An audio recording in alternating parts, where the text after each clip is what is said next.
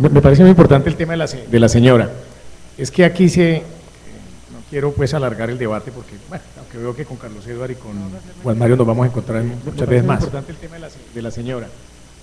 Una cosa son las licencias de exploración y otra cosa son las licencias de explotación. En este momento la Anglo Gold avanza en la primera etapa. Una cosa son las licencias. Yo no es que me oponga a la minería, pero es que hay minería de minería. Y resulta que esta de la colosa, eso digo que no es un tema de tributación de subir de 4 a 12. Vuelvo a hablar de la filosofía traqueta. No, pues pagamos 30, 70 porque eso es tan bueno que podemos pagar mucho. Lo que me opongo es a que esas explotaciones, que todavía no las hay, pero que las puede haber y que las podemos detener, sí las podemos detener, se realicen donde nacen las aguas y donde nace la comida. De 4 a 12. ¿Por qué no puede ser en otros sitios donde no nace el agua y donde no nace la comida? Allá pueden haber explotaciones y yo no me opongo a esas explotaciones. Ese es el precedente de Santurbán, de manera que nosotros tenemos que aprender de ese precedente. Claro que hay explotaciones donde no haya afectación ambiental, porque la naturaleza lo consagra la mejor constitución que hay en este momento en el mundo, que es la ecuatoriana, según todos los que conocen el derecho constitucional en el mundo. Es la primera que consagra los derechos de la naturaleza, porque como la naturaleza no puede escribir, la naturaleza a través de los constituyentes ecuatorianos ahora tiene sus derechos y nosotros tenemos que llegar a eso, a que la naturaleza proteja sus derechos, porque con naturaleza todo y sin naturaleza absolutamente nada. Entonces hay una gran diferencia en eso. Yo interpreto muy bien su pensamiento. Si lo van a hacer en un desierto, si no afectan a nadie, listo. Y la palabra mitigar, la más fastidiosa y monstruosa, perdóneme Carlos Eduardo, de las palabras, mitigar. Mitigar quiere decir muchas cosas. Mitigar quiere decir textualmente, quiere decir disminuir la intensidad, la gravedad de la importancia de algo, especialmente de un dolor físico o moral. Entonces ahora los que defienden esos proyectos dicen, eso se puede mitigar. Eso de los residuos, de todos los venenos que pueda transportar, eso se puede mitigar. Claro, también en el homicidio hay mitigación. En lugar de pegarle 20 balazos a una persona, con un solo tiro de gracia yo también lo pongo. Por eso yo no relativizo este tema. Y les dejo sentado este precedente. Ustedes me acompañaron al Palacio Episcopal. Contémosle a los tolimenses qué nos dijeron los obispos. Muchachos, nos dijo Monseñor Fabio Calle. Claro, cuiden sus montañas, cuiden sus ríos, cuiden sus valles, no a la explotación. Dijo, yo fui párroco en Antioquia de pueblos mineros. Se acaba la familia, se acaba la sociedad, se acaba la economía, se acaba la ecología. No permitan. Monseñor Fabio Calle.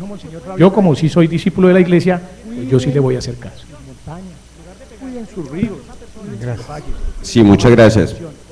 Yo creo que usted tiene una pregunta que es muy importante, que es por qué también se debe valorar los políticos que manejan temas regionales y temas nacionales.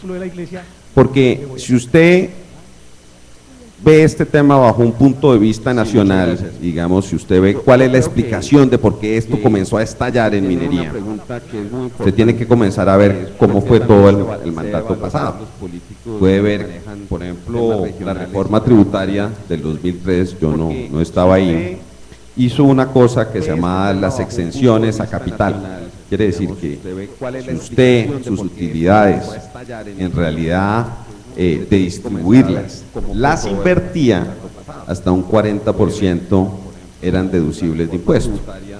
En realidad la nueva reforma tributaria que aumentó 3, 4 billones fue eliminando esas exenciones. Esas exenciones lo que hacían en realidad era estimular a la minería y lo tuvimos durante 9 años. O sea, aquí hubo una decisión en el 2003, al final del 2002 y 2003, de hacer una reforma tributaria que estimulaba sobre todo la minería. Eso, digamos, en esos años, usted puede decir, ahí fueron 20 y pico billones de pesos. Eso abarataba el costo de hacer minería. Por otro lado, ahí hubo todo un problema internacional de precios, hizo que se avanzara mucho y en Ingeominas realmente hubo una feria de títulos mineros, que ha sido uno de los casos de corrupción más grande de todos los últimos años. O sea, todo el país lo concesionaron y no se sabe quién. Yo por ejemplo, que he sido agricultor, me han salido una cantidad de concesiones encima, ¿sí? De gente que le dice, no hombre, acá usted, pero déjeme aquí que voy a hacer un hueco a ver qué sale, ¿sí? Y haya habido un problema también sumamente grave. Eso es para responderle una pregunta, digamos, clave que usted me hace, digamos, ¿por qué de pronto en 10 años tuvimos esta subida tan grande y tenemos todo concesionado en todo el país y el problema es nacional? Después, sobre el aspecto humano, yo creo que usted tiene toda la razón, el aspecto humano es clave y justamente la combinación de manejar temas nacionales con manejar el tema local hace que uno sea mucho más sensible. Yo conozco mucha gente que maneja los temas de minería y la misma viceministra, y yo decía que no había venido al Tolima porque uno tiene realmente vive esa situación y lo vive, como lo dijo el doctor Carlos Eduardo, no solo con lo que ven acá, sino lo de Saldaña es de las cosas más terribles y más complicadas que generan, digamos, nosotros hemos estado luchando por mejorar el acueducto de Saldaña, pero es un problema gravísimo. Y si ustedes pues vienen a los otros problemas ambientales, los mismos arroceros son causantes de poner glifosfato, una cantidad de cosas en el agua, todo eso después va al coello y se lo toman en Espinal y es donde más niños, digamos, hay con defectos. Por el arroz, que también es un cultivo que no genera casi empleo. Uno va a Doima y esos son lindas, esas planicias, pero vacías, ¿sí?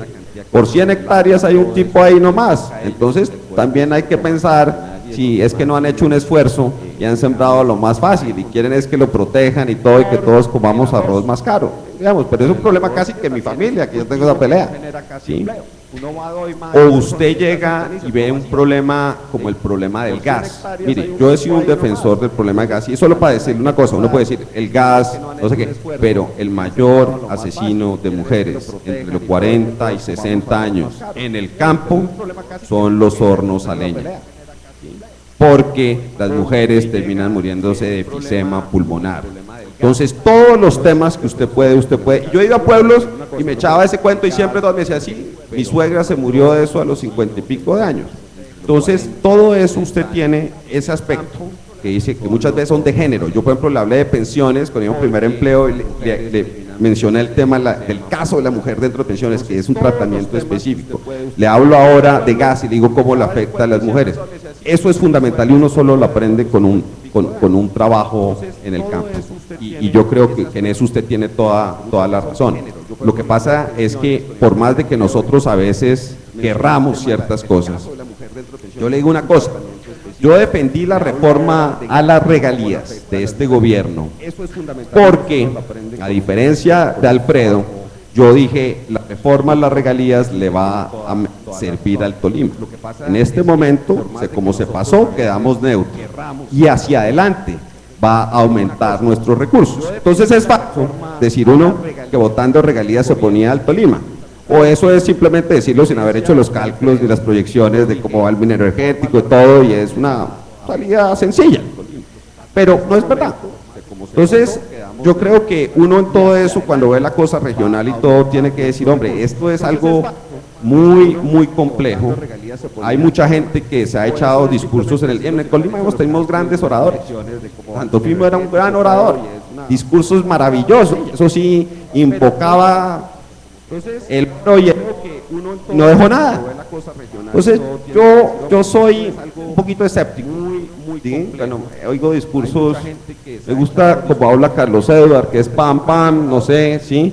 Cuando oigo discursos que se arropan con el manto de la virtud y dicen es que el virtuoso soy yo y ustedes no, hombre, me da un poquito de risa, digo la verdad, pero no me refiero a usted, yo estoy totalmente de acuerdo con usted, estoy hablando es sobre cómo uno mantiene estas discusiones, porque la misma metodología, pero lo que usted dice del agua, mire, algo de lo que yo me he metido tanto en el tema del agua, el tema de las alcantarillas y las alcantarillas abiertas y todo es por el tema de mujeres, porque me dicen, mira, aquí están los niños, porque uno sabe que en economía la mejor manera de que haya luz en los niños, y esto es de un estudio del año 93 de Larry, que fue presidente de la Universidad de Harvard, es invertir en las madres. Si usted quiere tener niños sanos y con buena educación, el determinante es la madre. Entonces yo estoy de acuerdo en que usted tiene que ver eso y poderlo aterrizar, y si uno no tiene contacto con la comunidad, como nosotros ensayamos de tener, que es la cosa regional, uno, y tal vez ese contacto, doctor Carlos, es lo que permite a uno hacer es como un tamiz, como un filtro muchas veces de las cosas que le vienen a uno nacionales y poderlas focalizar, pero por eso es tan importante tener este contacto, digamos, directo, constante, yo creo, y en eso le agradezco su comentario. Gracias, senador Lacena. Finalmente, el doctor Carlos. Preciso y categórico. Un proyecto, cualquiera que sea, de megaminería, de minería plana, del que sea, a cielo abierto o cerrado, como sea, que contamine el medio ambiente, no es viable. Eso tiene que quedar categóricamente en esta sesión, en este foro. Lo que aquí se ha puesto de presente es cómo enfrentar esa arremetida, esa locomotora mineroenergética. Algunos expresan ideas, pero se tienen que materializar con hechos, con acciones. Lo de Piedras es una acción puntual y concreta. La comunidad se pronunció. Sin embargo, se vino esa arremetida nacional y tenemos que acompañar a esos concejales y tenemos que acompañar en su momento a cualquier otra autoridad, el alcalde de Ibagué, el gobernador del Tolima, el personal de Ibagué, se han pronunciado. Tarde o temprano le lloverán truenos y se vendrán encima porque hay otros intereses nacionales. Para dar respuesta puntual y concreta a su pregunta, yo entiendo y comprendo la dinámica de lo que es el pensamiento ciudadano. De hecho, nosotros no tenemos que hacer otra cosa que representar los intereses ciudadanos. Tenemos que estar conectados con lo que piensa la gente. Créame que si estamos en este lugar aquí, es porque aquí nos ubicaron.